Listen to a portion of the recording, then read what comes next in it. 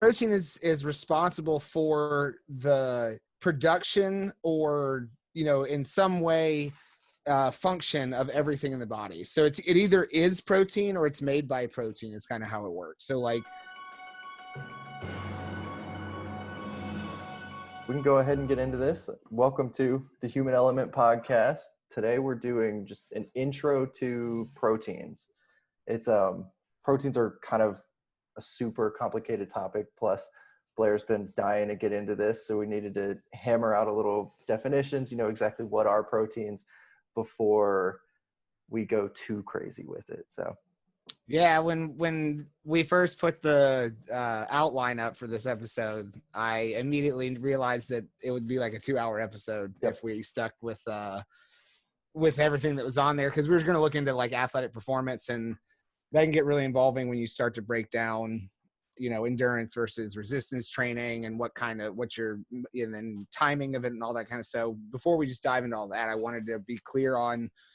I'm big on making sure people understand the foundation. So that's why I kind of wanted to just do like a basic, what is it? How does it work? What do you need it for? What are the recommendations? All that kind of stuff. So there'll be some science, not too many studies in this one, I imagine. I do have a few for some of the more like later stuff in this episode, but kind of just wanted to make this a little round table on it, trying to explain protein to anybody listening to us. So yeah. Basically break out the textbook and hopefully not put people to sleep, because a lot of people drive while listening to podcasts. So yeah, I think it'll be interesting. I'm interested in proteins. So they're awesome. So, but I did want to start out with kind of a common myth, and there's a little bit of cultural competency that I touched on in the last episode, but it's that please stop telling vegans and vegetarians, where are you going to get your protein? You can get protein from plants. You can get a lot of protein from plants, actually. Of course, meat is the most ideal source of protein, but if somebody's decided to be a vegetarian or vegan, whether it's for health, moral, religious reasons, stop being an asshole. They can get their protein outside of meat. Just leave them alone. Let them do their thing. If they're having deficiencies, that's not your area to come in, because you don't know what those deficiencies are. Just, stop. Don't be an asshole. So, I think that's, and that kind of will come into explaining what proteins are. Why if you notice, Nick said that meat is the most ideal protein, and that's there's a reason behind that. But I agree. Like, there's no reason to assume that you can't get enough protein. Like, where do our animals get their protein from? Exactly. I mean, it's got to come from somewhere. But I will say, and I caution with especially veganism, there aren't very many, and I actually have a problem with like how things are marketed nowadays, is there aren't very many vegan sources of protein that are highest in protein. They're higher in something else, carbohydrates or fat. Lentils is probably one of the best ones out there as a like protein per gram kind of thing. But, you do have to be very careful and dedicated to it, because there's not a lot of you can get a lot of protein if you're focused on it, but it's a lot harder for like vegans, since as a vegetarian, you can still have eggs and Greek yogurt and cheese and things like that do have a decent amount of protein to them. So that's my one caution with it. I think vegans benefit from perhaps getting a plant-based protein powder more so than a vegetarian wouldn't necessarily need that. But if you're cautious and you know what you're doing, you can absolutely get enough protein on either diet. Yeah, and it's one of those, because it's kind of like every very specific diet, whether it's the keto diet, vegetarian, vegan, things like that, you have to be very careful, make sure you're getting what you need. And so kind of what Blair alluded to was that, or he has on other calls that we've had, is there are a good bit of vegans who aren't getting quite what they need, but trying to stick with what I said there of not being an asshole, it's also not everyone's place to tell them that. So really, you've got to be careful. Like you said, make sure you're getting everything you need, but also assume they are. Right. Like I'm the first person to say that I don't like veganism. I really don't. I have my issues with it, I should say.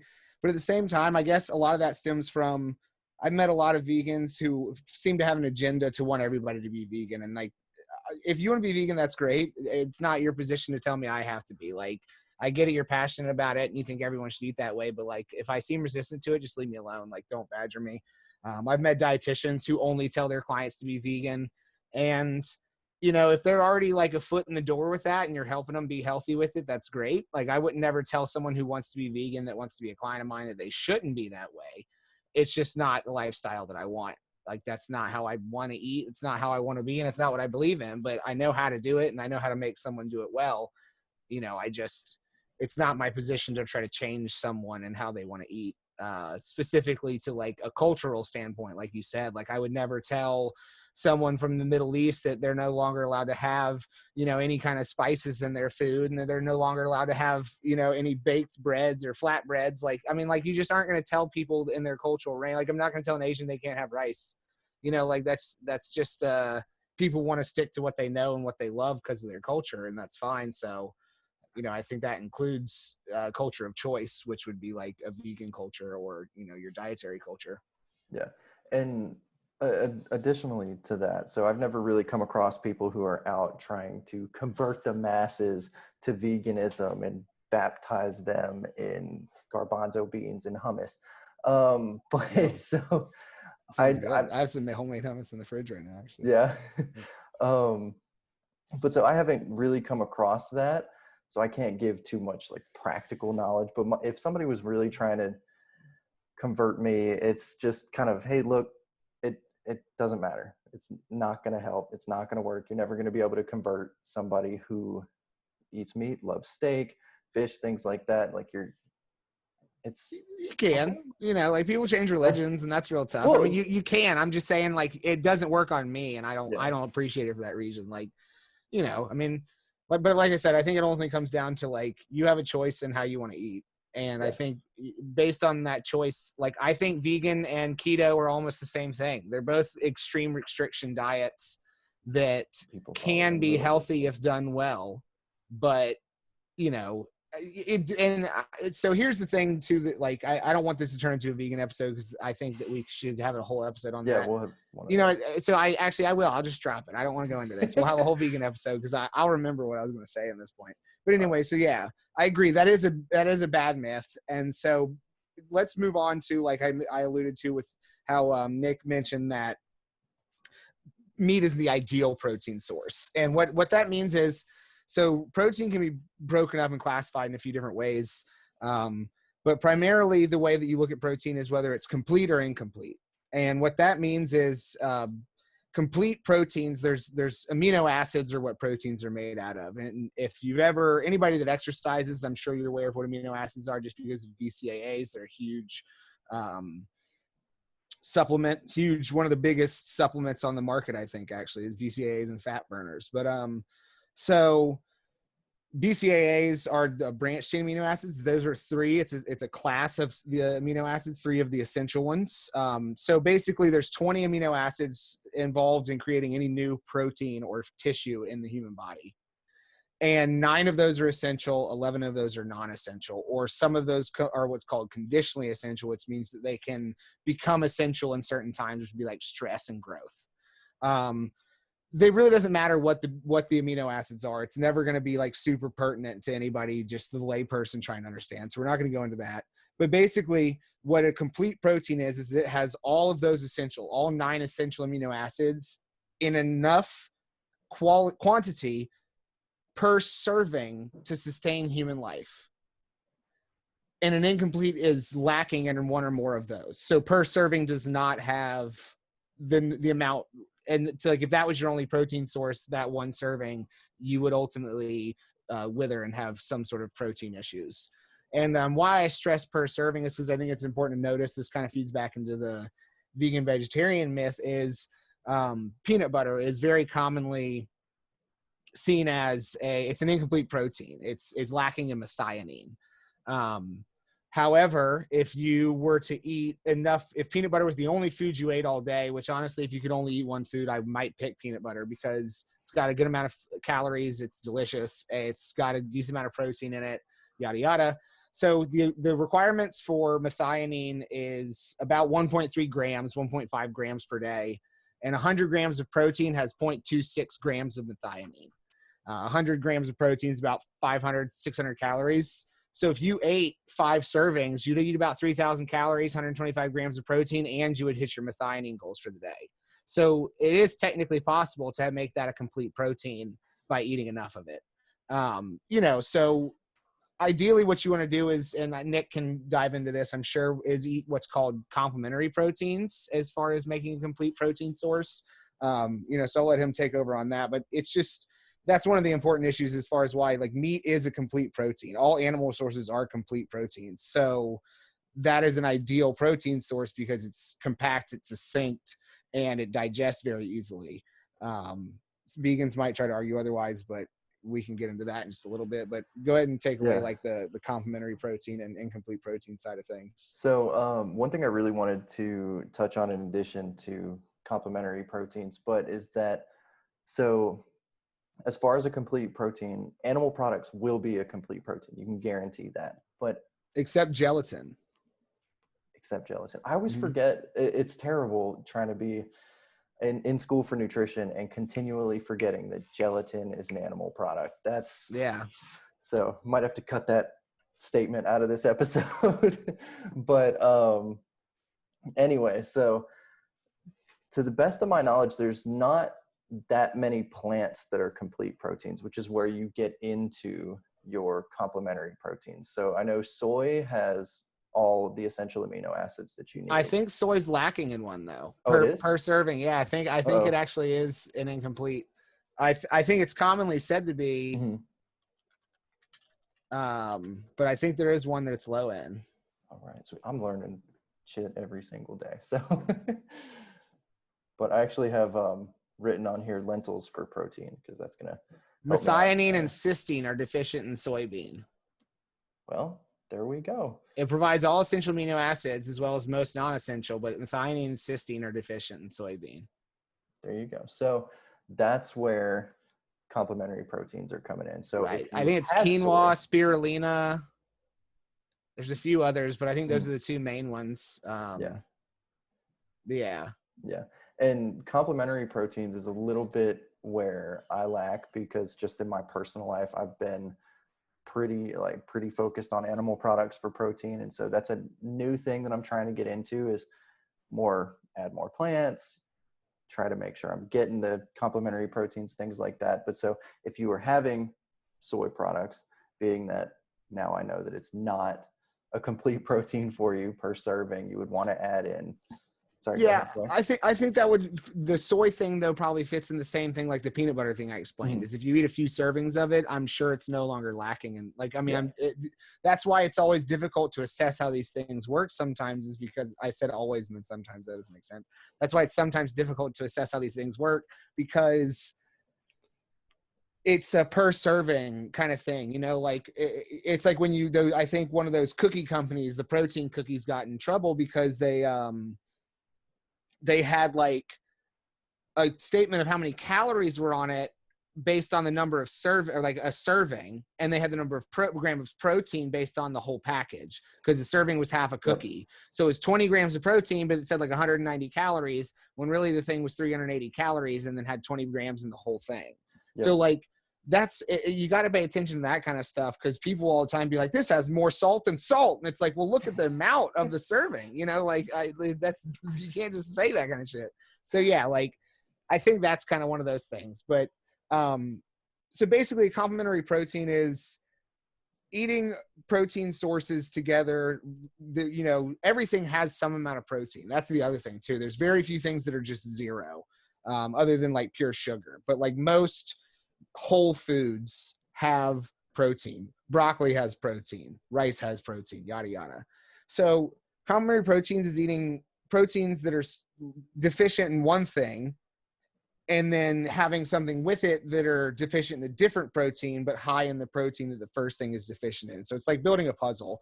And the most common one is rice and beans. Honestly, I think any kind of grain, legumes goes well with it, or some kind of vegetable. But I also don't think it has to be like when you have rice, you have to have beans. If I'm eating a piece of chicken breast, then the protein in my broccoli counts too. I'm already getting a complete protein. So it's not like I need to have all complete proteins or the protein doesn't count.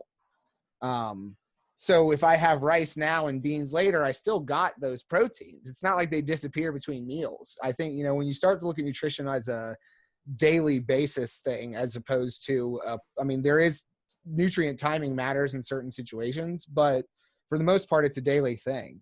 Like let's hit the reset every day and try to be a little better or whatever than yesterday. But, it's not like every meal has to be perfect. This is how a meal looks. Let's move on to the next one. Yeah. And that's a really important point, that not everything has to be perfect all the time.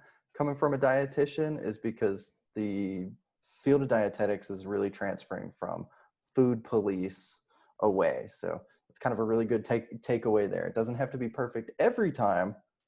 We want it to be, but kind of slowly work towards it. Make today better than yesterday.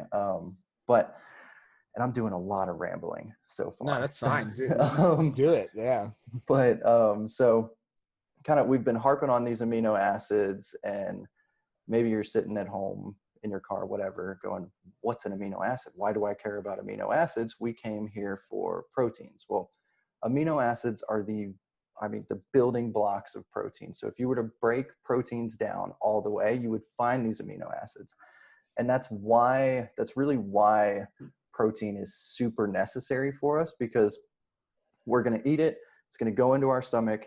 It's going to get broken down. You're not going to absorb this whole protein, because that's like absorbing a rock relative size to your stomach. You don't have the ability to absorb a whole protein. So your body has to break it down into those amino acids so that it can take those and build what it needs with those amino acids. So, and what it's going to build with the amino acids is actually specific proteins that your body needs. So everything in the body is carried out by proteins, either everything or most things. I would definitely say everything. Yeah. So protein is responsible for the production or, in some way, function of everything in the body. So it either is protein or it's made by protein is kind of how it works. So like, your blood cells are protein, your muscles are protein, your skin is protein, your hair is protein. Like, it's everything is some sort of, some of the stuff will surprise you what is and isn't like protein or carbs, but like most of the human outside of water is protein and minerals. So like your bones are primarily minerals, but yeah. So, you're largely protein, and it's vital to the repair process, which is why, like, when you look at creating, if you are like a macro person or whatever, like when you do macros, the first one you assign is protein, because it's fixed daily. Right? This is how much protein you eat. And then if you're a, high intensity exerciser, we're going to give you more carbs than fat, which is kind of like a football diet. And then if you're a, duration endurance kind of person, or you're not like a high intensity exerciser, then we're going to give you a balance, or maybe give you more fat than carbs. Those are kind of interchangeable. You never want to go no fat. Like carbs are more non-essential than fat, in my opinion, as far as from a vital function standpoint. But yeah, protein's fixed. You eat the same amount of protein because it's repair, it's rebuilding, it's strength, it's digestion, it's everything. So, it has so many functions in the body that it's crazy. Yeah. And so like Blair said, it's everything in your body is going to be either made by a protein or is a protein. And on top of that, even if it is a protein, it was most likely made by another protein. And if it has to get somewhere in the body with a quickness, it's going to be taken there by a protein. So protein has something to do with everything that goes on in your body, which is why protein is the most important macronutrient. You can't cut it out. You'll die. It's absolutely the most important in my opinion. It's the wonder nutrient. Yeah. And there's evidence of protein, from like a weight loss standpoint. Higher protein shows an increase in caloric expenditure. And we did studies at Florida State where people consume protein prior to going to sleep, men and women alike. And it showed increase in fat loss and an improvement in total RMR the next day. I've seen studies showing that consuming protein prior to exercise shows an increase in fat burn during the exercise. Protein has a very high thermic effect, causes your body to heat up more than most other nutrients. And it also, I think that's largely due to, like we alluded to, its number of uses. Protein's very resistant to storing as fat because it has so many uses in the body, to the tune that so right now, we mentioned, I think even last time, the RDA, the recommended amount of protein per day is 0.8 grams per kilogram. So protein is always going to be done in a grams per weight is how you're always going to see protein written. A lot of things are done that way in science, just so you have the variability between different sized people. But 0.8 grams per kilogram is pretty low. That's the amount, like we said with RDA last week during hydration, it's the amount needed to survive. When you go start looking at the more scientifically driven recommendations, currently the ISSN, the International Society of Sports Nutrition, says any active person, so not a weightlifter, not a sports player, none of that, any active person should be getting 1.2 to 2.0 grams per kilogram. That's a huge range, but even 1.2 is 50% more than 0.8. So the amount of protein that's suggested to us is low, and it's a strive. So I always recommend people to get a gram per pound. I mean, people weigh themselves in pounds. So if you're obese or very overweight, I would say a gram per pound of desired body weight, because if you want to be 180 pounds and you're currently pushing 290, 300, it's gonna be hard to get 300 grams of protein in a day. But so I would say go for the amount of grams of protein of your desired body weight. But I think it's protein is very underutilized, not understood well enough. It's kind of demonized to some degree too in some circles of nutrition. So I came from a protein heavy lab, so I'm a defender of protein. And like you said, where you feel like protein's a little bit underprescribed, so that 0.8 per kilogram, you think that may be too little for a lot of people also. With that being a low number, I would argue that there's a ton of people, probably more than 50% of people are not even getting that number. So yeah, not only is that possibly a really low recommendation, you might be severely under that low recommendation. So that's where we're on episode 3 now. I think every episode I've come back to counting calories or macros, just so you know what's in your food. Use it as a learning tool so that you know what you're getting. Yeah, it's funny actually. I remember you said something about Lane Norton at one point, his how fringe he can be, that kind of stuff. A lot of people feel that way, but he actually had a really good post that made me think of you, where someone said something like calorie deficit never worked for me. Hate to break it to you. High carb, low fat, however, high fat, low carb diet, blah, blah, blah. And Lane Norton replied to it and said, he said counting calories didn't work for you, not a calorie deficit didn't work for you. You're mistaking a method for a tool. Yeah. So like one is a mechanic that works, the other is a tool to get to that. So like, yeah, no, it is, but that's where we're at with nutrition, is everyone thinks it's just counting calories, but it's piecing together the intricate puzzle of how humans work and getting them to, whether it's a caloric deficit or surplus or whatever their goal is.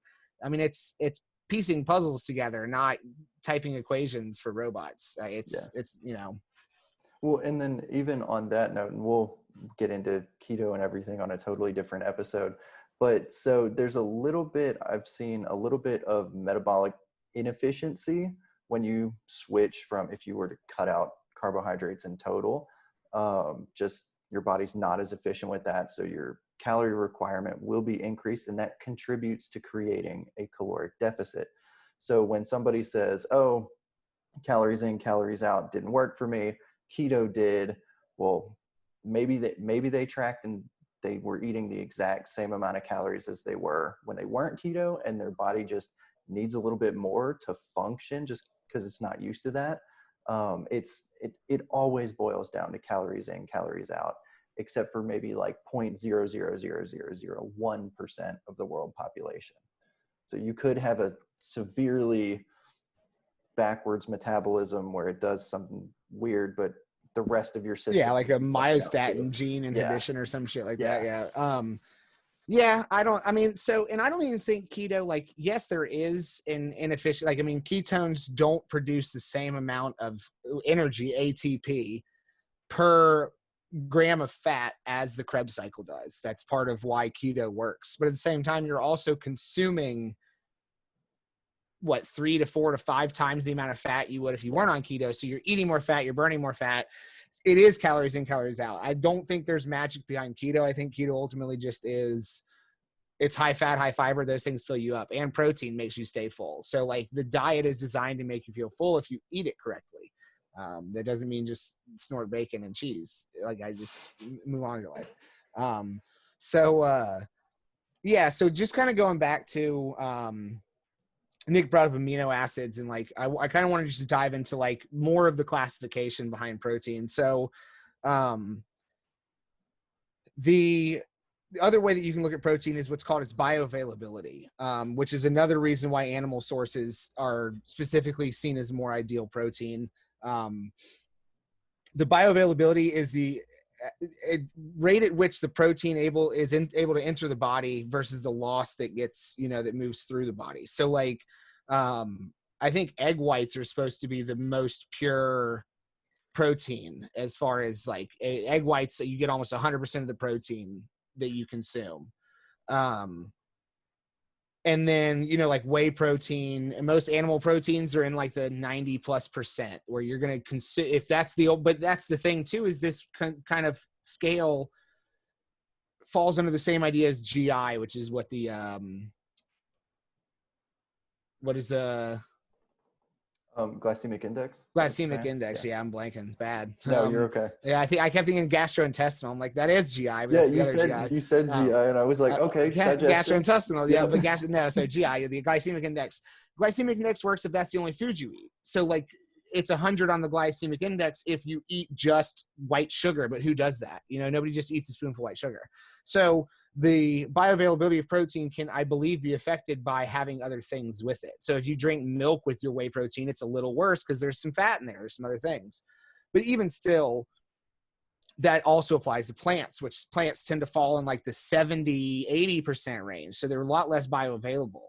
So, that's not a perfect system, but it just does go to show you that you get less of the actual protein that it says from plants compared to the amount. So like, if you drank the same amount of protein, 20 grams, you would get 18 grams of an animal-based protein. You get about 14 grams of a plant-based protein. Just so you're aware, it's not saying one is better or worse. You just have to know the amount that you're actually absorbing in a pure state. Yeah, so animal proteins are definitely more bioavailable. And kind of my understanding of that is the protein in plants is wrapped up in a cell. So plant cells have a significantly stronger cell wall that it takes longer to break down, but also our intestines aren't as specialized to be able to handle. That's why ruminants, cows and things that they eat grass, they eat only plants, their intestines are way longer, their stomachs are larger, couple different stomachs, because they're specialized to break that down. So on top of it just kind of digesting different and not being as bioavailable, it's also harder to get to, which contributes to it not being as bioavailable. That's an interesting point. Yeah. And then another different thing that differentiates a lot of animal proteins from plant proteins is leucine. Specifically, it's one of the branched chain amino acids that Blair was talking about. And all animal proteins have enough leucine to get what you need. And leucine really comes into conversation when people are talking about building muscle, because leucine's the only amino acid that can stimulate muscle protein synthesis. No, incorrect. Oh, yeah. There we go. Okay. Now we're recording. Okay. Right. So my computer crashed in the middle of that. We were talking about... I stopped it so I could eat, actually. Talking about food, so I got hungry. So I was trying to keep him from enduring the massive shame of going and getting a snack and myself some green tea, but It's out. It's out. We had to take a break. But this is a good time to introduce why our audio sounds different also. So not only did my computer crash in the middle of recording, what we usually use to record audio isn't working either. So we're just using Zoom audio. Mm-hmm. So a little bit of apologies for that. We couldn't really help it, but if you're mad, I don't care. We finally get the like audio difference correct, maybe. Yep. We're hoping this We were time. close. And now there's this another error, but we'll get it right. One of these days it'll work out. It's some point. But anyway, so yeah, anyway, we were kind of touching on leucine. So I'm pretty positive leucine is not the only activator of mTOR. It is the primary activator of mTOR.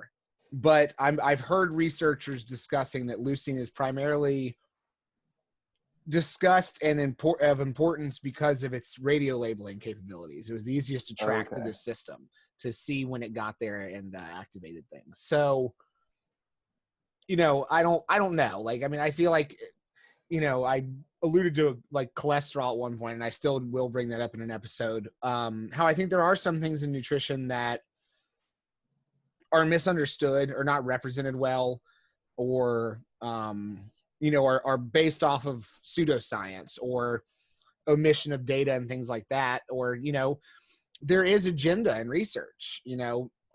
I may have mentioned, it might have just between Nick and I, it might have been on a previous podcast, but Florida State was sued one time because we ran a study and they didn't like the results. It wasn't what they claimed on their package. We didn't find the same results, and we got a subpoena because they didn't like, they provided the product and they were pissed that it didn't have the results they wanted. So someone funds a study and it doesn't say what they want, they don't have to publish it. And that happens all the time.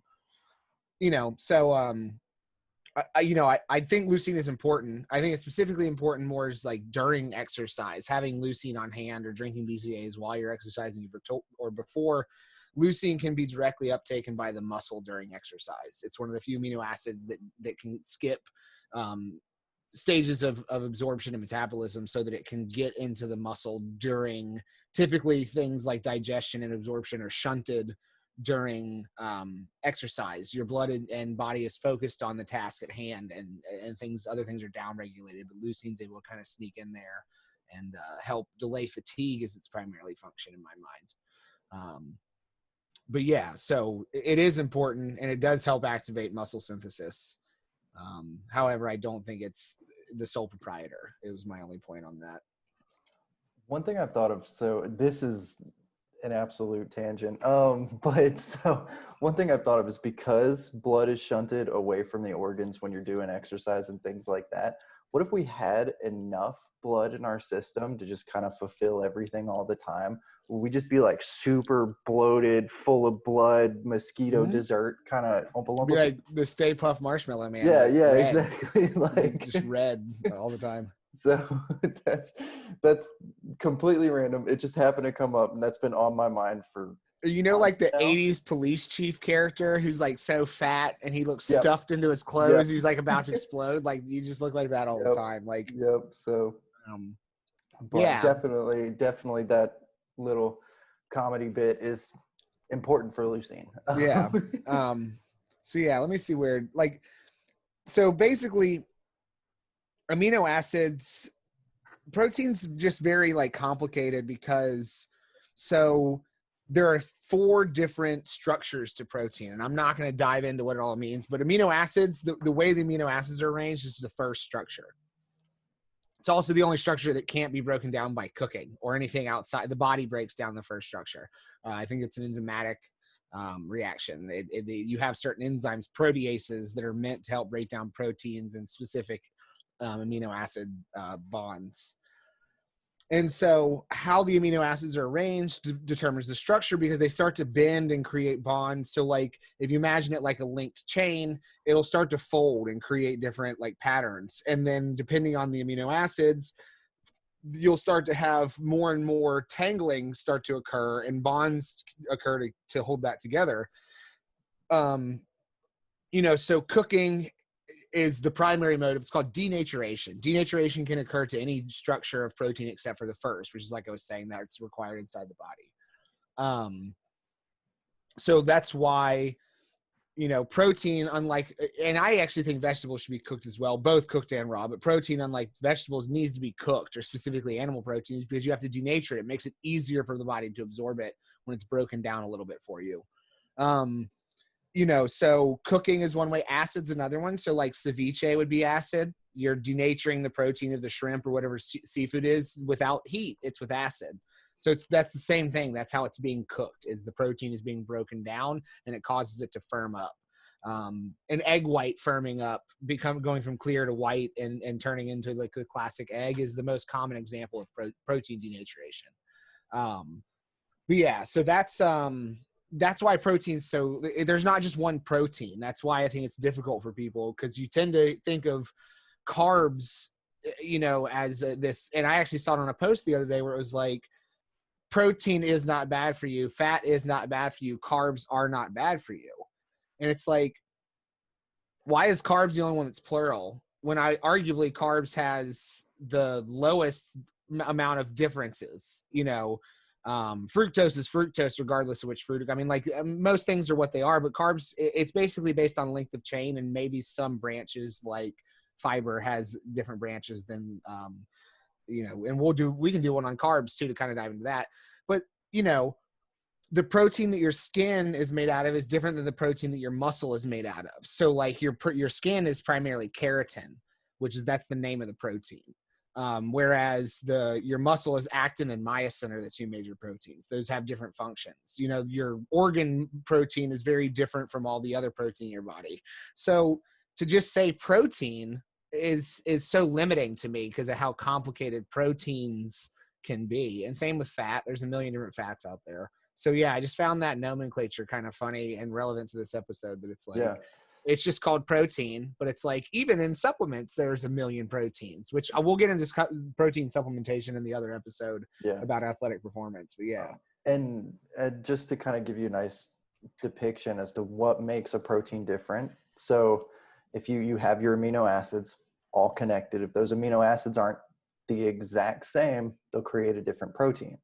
And then on top of that, the last structure of proteins, it has the opportunity to bind with other, you could call complete proteins, to create a different protein altogether. So when there's a ton of different proteins, there are a ton of different proteins. So just kind of wanted to throw it gets wild in there. So, but yeah, so feels like we were a little all over the place. We're going to move into like protein recommendations more specifically now, and some of the issues there. But just to kind of wrap up, like, kind of started with Nick talking about ideal protein being meat, and that, just to go into, the ideal proteins are the ones that are most bioavailable and the easiest to break down and digest, and the most complete.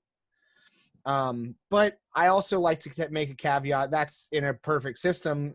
Just like exercise, what's the best exercise for you? Exercise, any exercise. The one you'll do. Yeah. Every time I ask people that, they usually say like, oh, squats, or oh, this, and they think about it. But it's the one you'll do. It doesn't matter if you're a runner, run. I hate running. I won't do it. But whatever the exercise you're likely to continue to do daily or a couple times a week, that's the best exercise for you.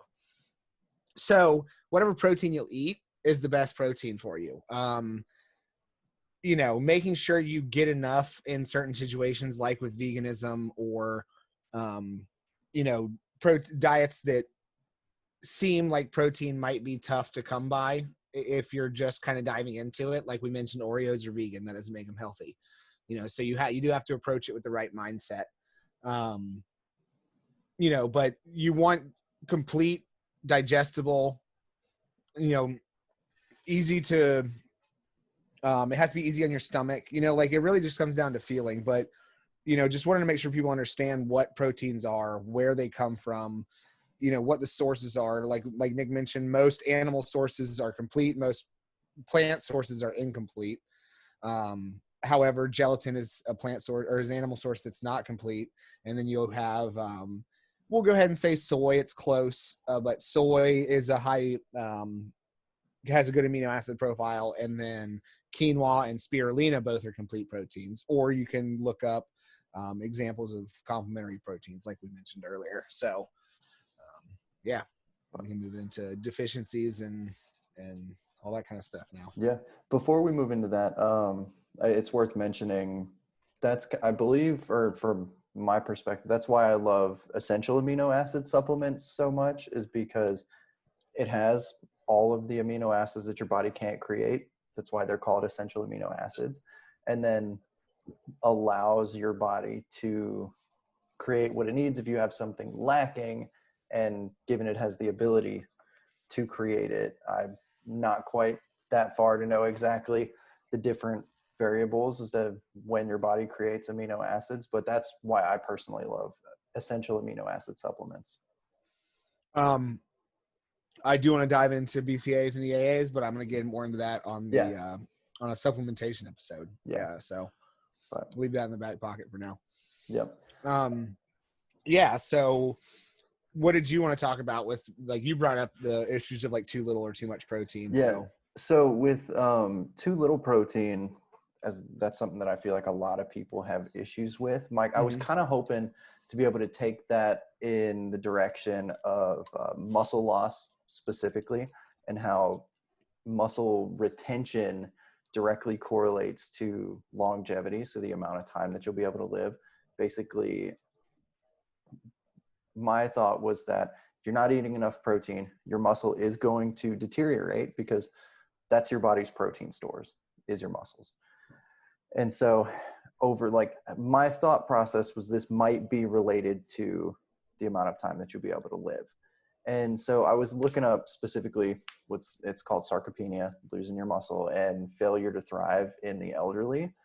And I have one reference here, but it wasn't exactly what I was looking for. It found that sarcopenia is a little bit more general. It's not just protein. It has to do with vitamin intake, vitamin D, vitamin C, and antioxidants. So it's not quite what I was looking for as far as the research goes, but it still hits on the topic where you need to have protein so that your body doesn't break down its muscle, because that correlates with living longer and having a higher quality of life. So, just for anybody out there, sarcopenia, that might sound familiar vaguely, because it's penia means like loss of. So like osteopenia is the beginning stages of osteoporosis. So if you've ever had a bone mineral density scan, you may have heard that word before. Sarcopenia would be the loss of muscle. Sarco is muscle. So sarcopenia is age-related muscle loss. I think that's very multifactorial. I do agree. Like, I didn't read this study that you posted, but it is there are many things related, that, which is, like they mentioned, vitamin C, vitamin D, antioxidants. Vitamin D is very important in muscle building. The Germans actually discovered that using tanning during one of the Olympics. They absolutely dominated at the early Olympics because they made all their athletes tan, because they believed that vitamin D helped improve muscle or strength.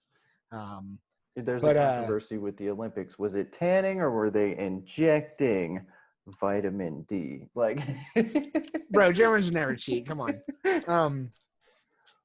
So anyway, why I think it's multifactorial is so one, I think there is, like you said, a lot of people do not eat enough protein. They may think they do, but I had actually an argument with one of the strength coaches one time, because I wanted to put up a sign, very simple sign, that said, the 3 R's of post-workout: refuel, rehydrate, or rebuild, refuel, rehydrate. And he was like, well, I just don't know about like having to put, because I wanted after you work out, you should get carbs, fluids, and especially like a big long practice, and protein. And so I just wanted to highlight what a good post-workout meal should look like with those 3 things. I think that's a good mnemonic, 3 R's. Come on. And he was like, I think most guys get enough protein, and I don't think that blah, blah. And so, like, I just dropped it because I was kind of new and I didn't want to like start butting heads and get fired for whatever reason. And just did it on my own, like behind his back, honestly. Like, if a guy asked, I was going to talk to him about it. But I also started just adding more protein to all the shakes. Like, I was the dietitian. That's my job. And so I wound up giving out some meal plans, and I had almost every single guy be like, "Hey man, I don't know how to get as much protein. I had to make like a high protein snack idea and like start showing them how to make like Greek yogurt bowls with some protein in it for breakfast and stuff like that. Cause most of them were not able to get their 1 gram per pound. So like, even football players who have a full service kitchen and meals provided for them and a diet plan and a dietitian on staff were having a hard time getting enough protein. You can imagine the average person is having equally as hard of a time, if not harder. So. Yeah, and I would argue definitely harder because not everybody has access to a dietitian. Not everybody knows how to sift through what's misinformation and what's actually true on the internet, because we all know not everything on the internet is true. So It's not? Not that I've found yet. I mean, most things, we'll say most things, like 99 point. Got a lot of explaining to do. Yeah, exactly. So yeah, I think that aside from that, as you age, you actually need to eat more protein because your body doesn't absorb it as well. Our body is aging. It's not as efficient. That's why your metabolism slows down. It's harder to lose weight, is because after you reach midlife, your body starts to die, to decay. Like that's what aging is. We don't want to admit it to ourselves, but I'm going to live forever. Yeah, whatever.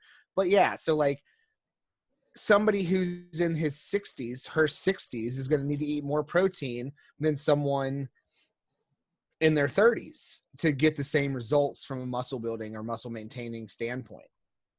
What winds up happening due to taste buds dialing back and things not tasting as strongly is people move away from eating lean proteins and eat fattier foods, more salt-rich foods, because it's hyper palatable, so they can actually taste it while their taste buds are dying off. So you see a reverse of what needs to happen versus what is. So it becomes twofold because they need more, but they're eating less as they age on average. So that's a huge part of behind why I think there is a sarcopenia across the average general population. But then I also think exercise ties into it, which is basically there's two sides to muscle growth. And the first side of it, stage one, is telling the muscle to grow, which is exercise. So just eating more calories that's going to gain fat because you have to signal the body to build muscle. So if you're not doing some kind of exercise that's causing inflammation and telling your body it needs to rebuild, any excess calories are just going to store as fat. You have to tell the body it's going to repair what it needs to based off of normal function, and then it's going to go to fat because it doesn't have a purpose. You have to signal the body to build muscle first. So with more muscle mass, a better maintenance of muscle mass, you have a improvement in what's called ADL, activities of daily living. And that's where you're going to see the longer life expectancy, improve longevity, and hopefully improve quality of life. So you might live to 100, but if you don't have muscle mass to support ADL, like, are you living or are you just alive? Like surviving. It really, yeah. So what's quantity of life without quality of life is what it boils down to. So, I honestly think everybody that exercises and anybody that's aging should be taking creatine, in my opinion, because it's just going to help with recovery. It's going to help delay that muscle breakdown. If you're even just walking around a couple days a week, and I would make sure you have some creatine just to help with that reduction. I think there are some studies showing a reduction in sarcopenia from creatine supplementation. I'll have to look those up, but I seem to remember that for some reason. Yeah, and all of those rules too with building muscle, that's the same with maintaining muscle. So when you're maintaining muscle, you don't necessarily have to have a caloric surplus, making it easier to build muscle. But you do need to make sure that you're getting enough protein.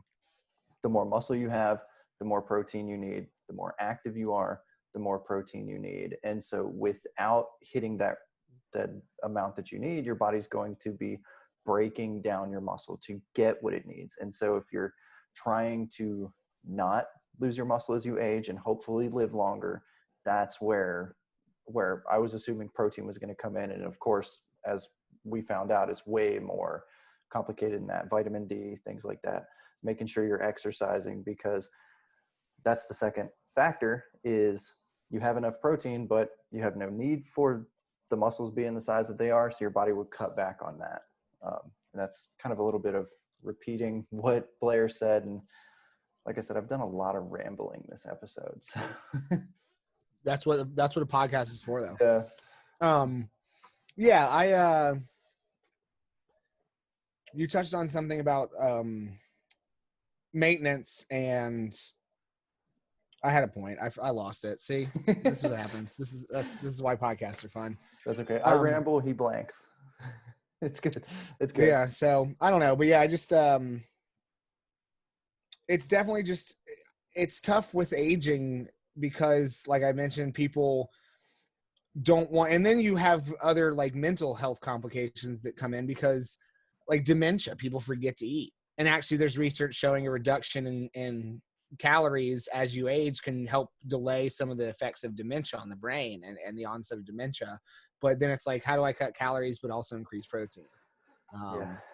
You know, so yeah, it's real tough. It's one of those things where it's like, you got to start suggesting that elderly people have a protein supplement. It's just not possible. I mean, they aren't, if they're not as active, they're not as hungry, their metabolism's slowing down, they need more protein. Like, it's real tough to just find that kind of magic, you know,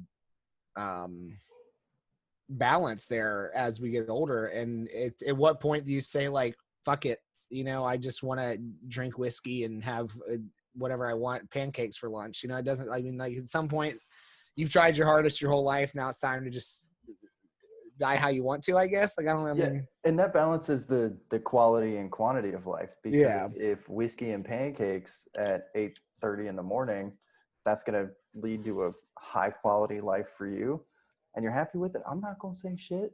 Like, actually does sound nice. Yeah. Like, so, I might be there. Yeah. The next one was too much protein. Mm-hmm. So too much protein. Yeah. So I this is what I actually wrote my article on. I wrote an article on this.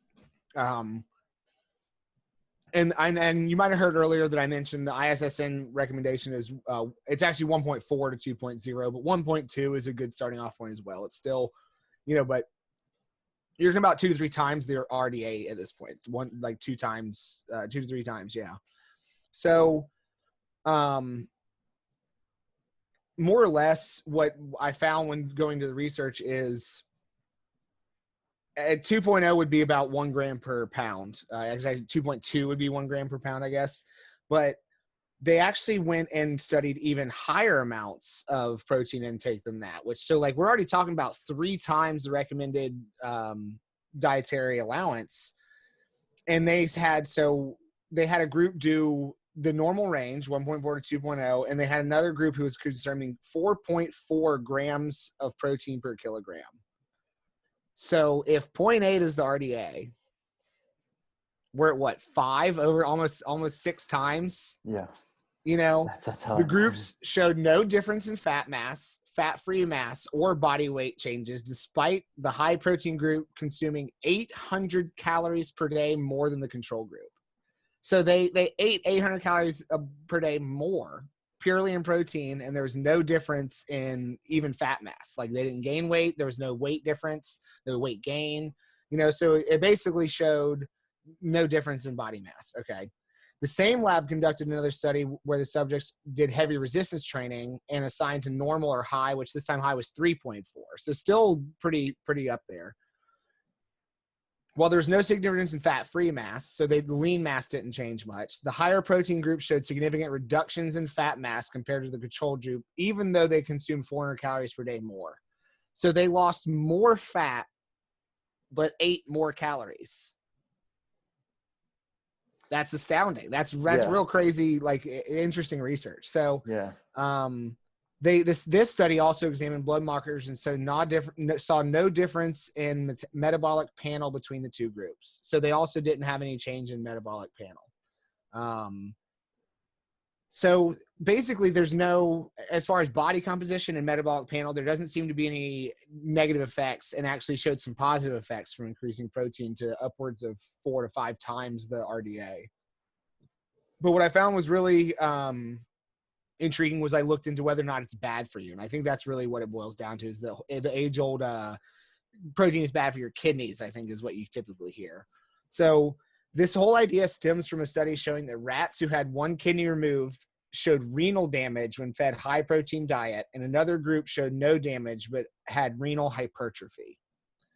A more recent study showed rats supplemented with high protein diet showed no adverse markers on liver or kidney health, and instead improved liver health compared to rats not receiving protein.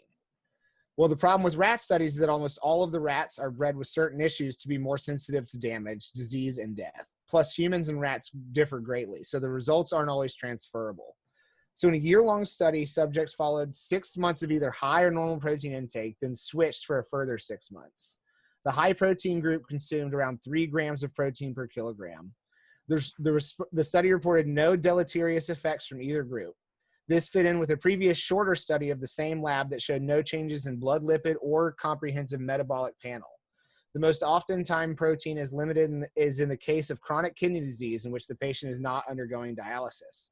The main reason for this is because of the extra work that the diseased kidneys do to filter proteins from the system, not an effect of the protein itself.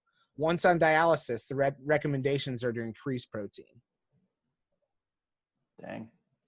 Yeah, and so that's it really goes to what we both believe is you can't have too much protein. No. If you were to be over consuming protein, there's another issue. So actually what I have as a myth is that high protein diets cause kidney damage, like he said in that first study. That's also on rats. You can't extrapolate rats to humans. Yes, it's a model mammal, but they're not the same. Rats are, I mean, they've got so many different issues. I don't know if anybody's owned pet rats. Pet rats get tumors, period. Doesn't matter what you do. Your pet rat is going to get tumors. It's going to get diseased, because that's just kind of what rats do. That's what lab rats do. That's what pet rats do, just because they've been bred so crazy. So there's a huge issue with trying to transfer rat studies to humans. And this is the case where this myth has come about that you can have too much protein. You really can't. Yeah. And I'll see if Foley's ready to come on next week, or whenever we do the next episode, week or two, and break up the protein episodes and see if we can do the one on research. And she might have more insight on this, but I'm pretty sure originally we studied monkeys because they were much more translatable to humans, but it was just like they have emotion and empathy, so it was deemed inhumane. So they do rats because it's seen as less human. They're more dehumanized. So it's a test to see if we can move to human trial. And I guess it's set up to fail. So if something does make it through rat testing, even with their comorbidities and inbreeding and all these other things, if it can still show efficacy and we can move to, then yeah, let's move to human trial. Because if it can't kill a rat that's specifically designed to die, then it's got to be safe. It's kind of what it looks like, So that tends to be the movement, is that you test it in the lab, like in blood samples or plates, cell research, and then you move into rats, and then you move into humans. So it serves a purpose, but saying that protein is it's destroying your kidneys because of a study where rats who had one kidney got renal damage, like, okay, that's not saying that humans eating too much protein have kidney damage, so like, it's just one of those things that goes to show, like, this is entirely based off of a misnomer. It's based off bullshit, so it's quoted over and over again how bad protein is for your kidneys, and you can't have that much protein, even by dietitians, and it's based off of nothing. So just be careful with the information that you get. It's always good to question instead of just accept things blindly. Yeah, and then so that's another thing. So if they're doing a study on a rat with one kidney, keep in mind that protein is the same size, but human kidneys, we have 2 of them, and they're both about the size of a rat. Like, so Yeah. I mean, you're completely different.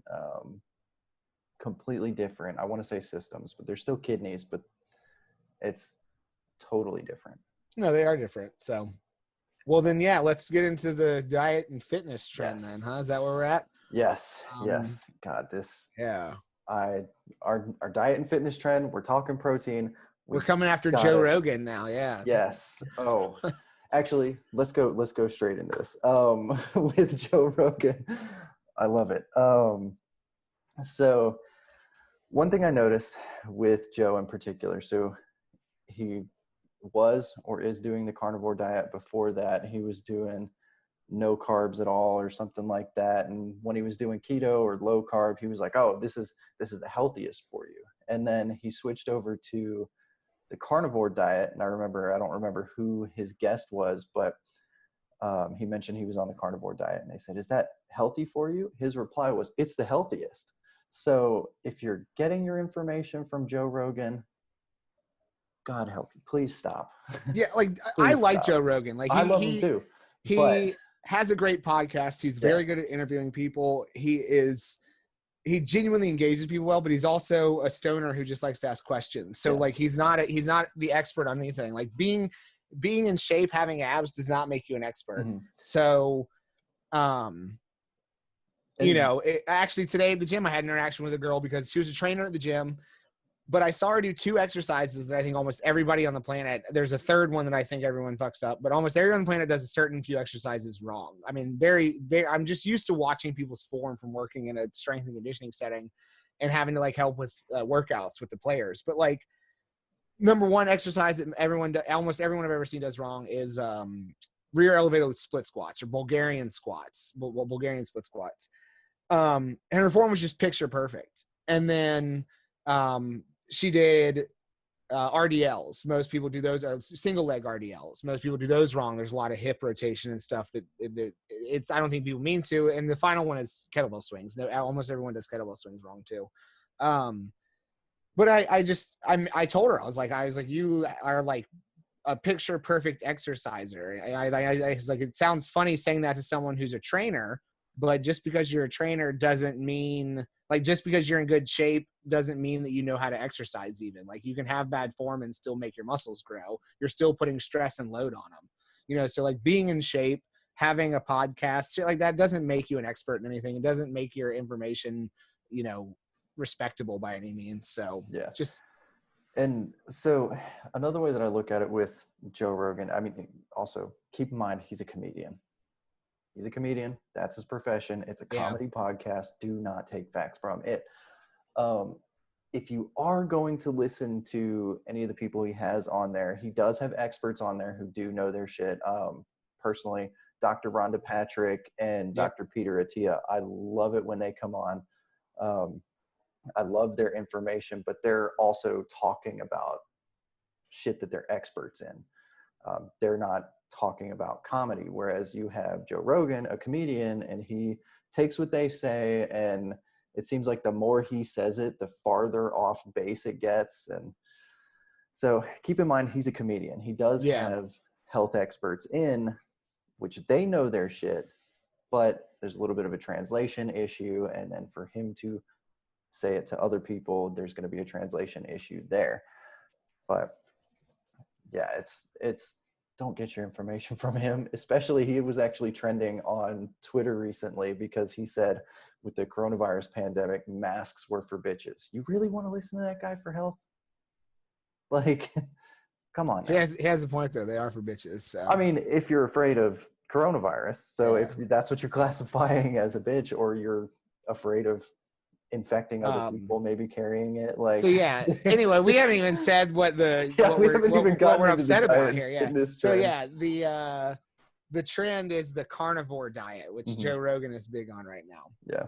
So I actually had a girl on a dating app while I was on those playing around before coronavirus was in full swing, try to convince me, because I was a dietitian, that the what's it called? Carnivore diet. Carnivore diet. I keep want to say Corona with this damn thing going on. The carnivore diet was healthy. And I'm never one to just totally shut something down. Like, everyone hates keto right now. I still give it a chance. I think it has its moments. You know, like I don't demonize things so quickly. So I wanted to look into it and really dive into it because some of it does make sense. Like I am the first person to argue meat is your best source of protein. It's the most digestible. It's the most absorbable. It's totally complete. Most meat sources are the better version of certain like nutrients. For instance, you can only get B12 from meat or eggs, but it has to be an animal source. Iron specifically is a much better absorption from meat. Heme iron is what it's called. It's like what we have. So basically, I always hate this. There is no blood in red meat. There is no blood in your meat. If there was blood in it, blood has proteins and stuff. It would coagulate. It would look weird. The red color from red meat comes from what's called myoglobin. It's very similar to what moves blood through your, or iron through your blood, which is hemoglobin, but myoglobin doesn't hold as much iron. But anyway, it's water and iron is what makes that red color. There's no blood in your meat. So anyway, that type of iron, heme iron, myoglobin or hemoglobin, is much more absorbable. Actually, spinach has, it's called the spinach paradox, has a less than 5% or 1% of the spinach or the iron that's in spinach is absorbed because it has oxalic acid, which oxalic acid binds or blocks the absorption of iron. So you don't absorb any iron unless you cook the spinach to destroy the oxalic acid. You can do some other things like vitamin C, certain things help, but it's not as good of a source. And spinach is supposed to be, I think kale now is seen as the better source, which it is. It has lower oxalic acid. But basically, you don't get the iron out of spinach that is reported. And that's one of the big things that spinach is known for, other than vitamin K, is iron. So like, meat is a better source of a lot of things for that reason. So that's where it does make sense to me. Where do you get vitamin C from? We don't make vitamin C. Animals do, but I'm not eating liver meat. That's gross. Like I'm sorry. Like you can find the most organic liver meat in the planet. I'm not eating some animal's filtration system. Like it's just not what I want to do. I've really wanted to try liver, but I'm scared. Like it's like soft and mealy. Like I don't actually I like foie gras, like like the ground up goose liver, but like no, I'm not going to sit there and eat liver. But yeah, so like I don't know. I do have one question on the spinach. So spinach, you're not getting as much iron from it as we all thought. So why the fuck am I putting this in my smoothies? Well, so with the smoothie, you probably have some vitamin C in there. If you threw any sort of like pineapple berry, I mean, most berries have a little bit of vitamin C, so like that helps the absorption of it. But you're better off putting kale or chard or something else. I don't know. Like spinach is I mean, oxalic acid is fine for you. It has health benefits. It's just not iron. And people don't have a problem with oxalic acid. They have a problem with iron, especially women. Yeah. Women tend to be deficient in iron, which honestly, ladies, if anybody out there is listening, if you ever just kind of feel lethargic, tired, like you don't really want to, like cold, if you have temperature regulation, especially in your hands or your extremities, you have an iron deficiency. I mean, I'm not going to say that 100%, but you likely have iron deficiency, which like that, all that stuff means that you don't have enough iron to distribute oxygen through your blood well enough. And I've had a lot of girls just simply say something like, I just feel tired all the time. And it tends to be an iron deficiency. Eat red meat or shellfish once a week, cook your spinach, start doing shit to get more iron in your system.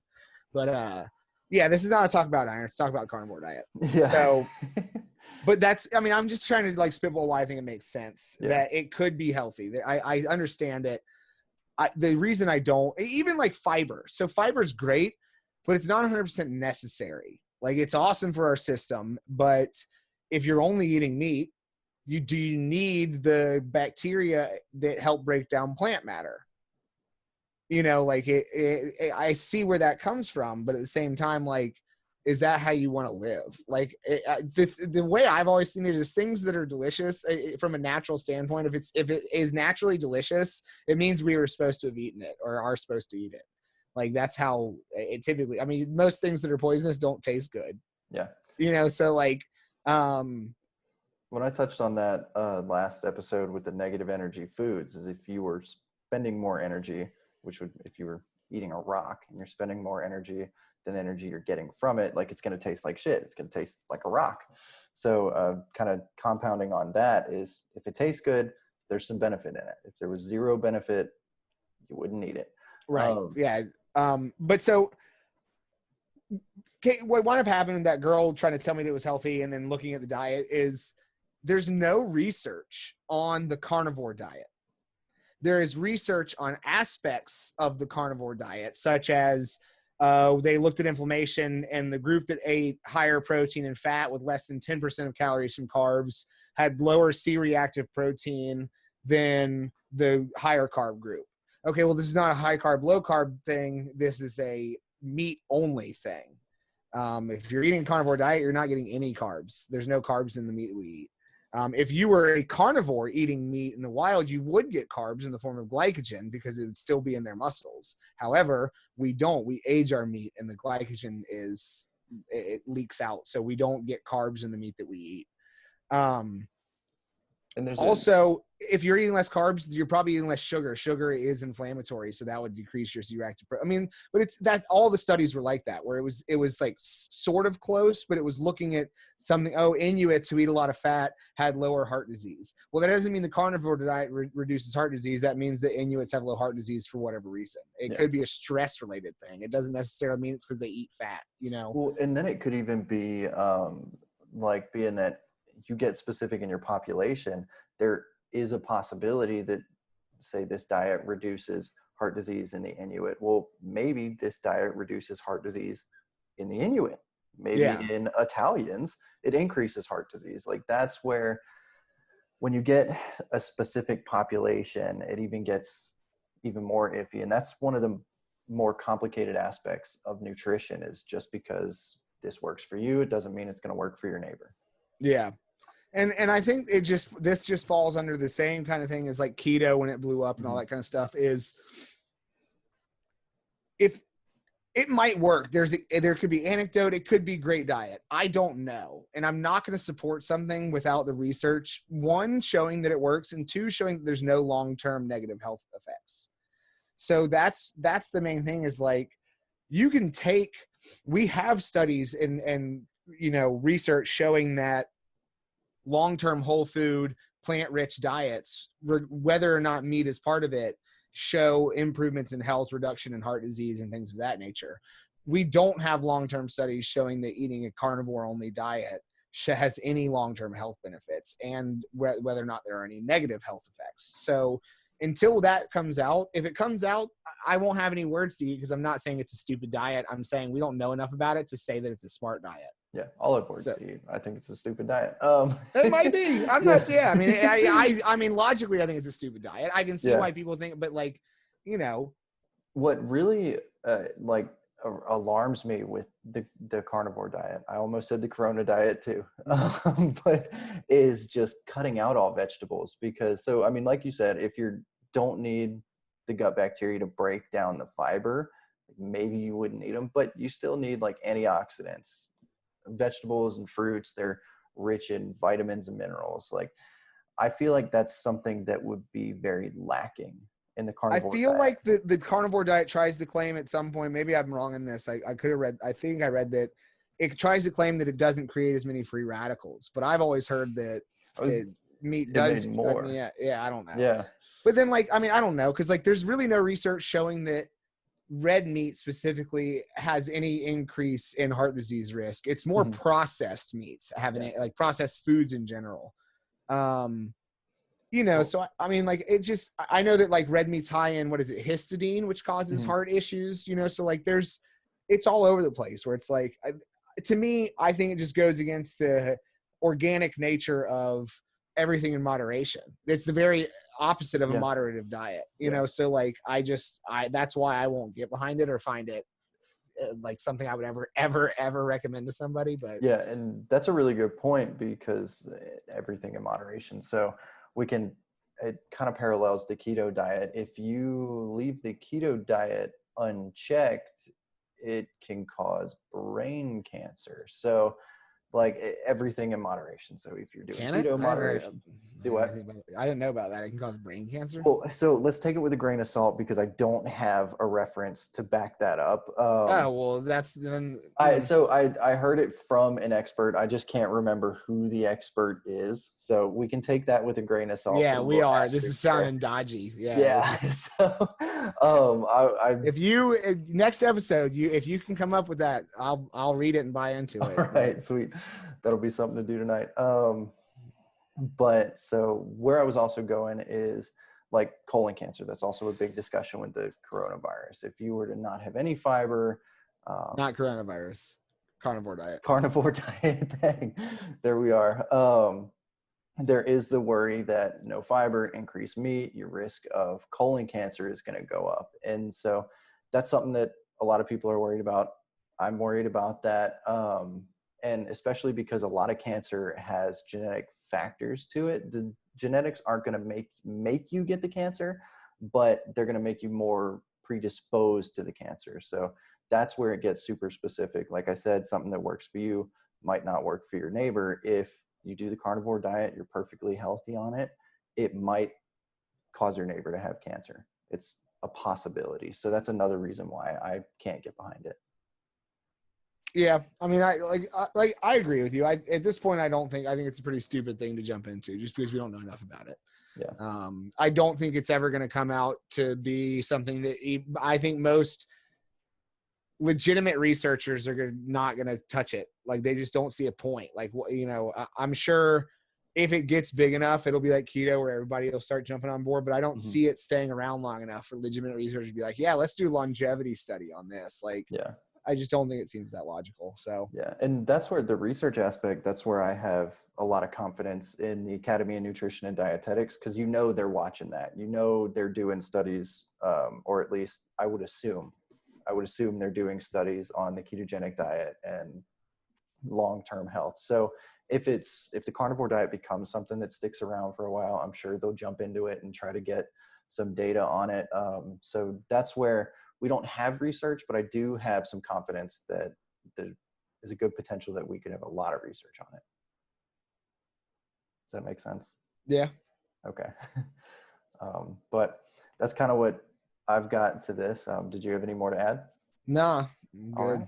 right. Yeah. So here we go for our sign off. For the little last nugget thing, I'm going to double down on what we started with, the cultural competency. Don't be an asshole to vegetarians, vegans. If they want to live there, if they want to eat a certain way, if they have to eat a certain way, let them be. Let them be. Don't tell them what to do. Don't be like, oh, you're going to be missing this, that, and the other, because leave them alone. Don't be an asshole. Stay out of people's lives. Yeah, so mine's going to be coronavirus driven. I think everybody needs to do their due diligence with this thing. So, we're looking at one of the craziest pandemics that's ever happened, and it's still going and getting worse. I mean, if you look, Florida has had 8,000 new cases or something like that. And it's crazy as you want to say Florida is. It's all you assholes coming to Florida when you heard the beaches were open. People flying. I had a friend's brother flew down. He had to get surgery, and his brother flew down to take care of him from Michigan. Packed flight. So you gotta wear that kind of stuff. Like, I know we're facing killing each other with corona or killing each other with poverty with the way that things are shutting down, but do as much as you can. I actually don't agree with working out with the mask on, because I've actually seen with some of the better masks, like if it's filtering well enough, people are going to the emergency room because of carbon dioxide. A nurse telling me today they've had people come in because of carbon dioxide poisoning, because the air has nowhere to go and you're breathing too much carbon dioxide back in. So I don't know how legitimate that is. That's what a nurse told me today. But yeah, I think we just need to stay safe. Like, I mean, honestly, I know things have been flip-flopping, but it's a novel disease. We don't know enough about it.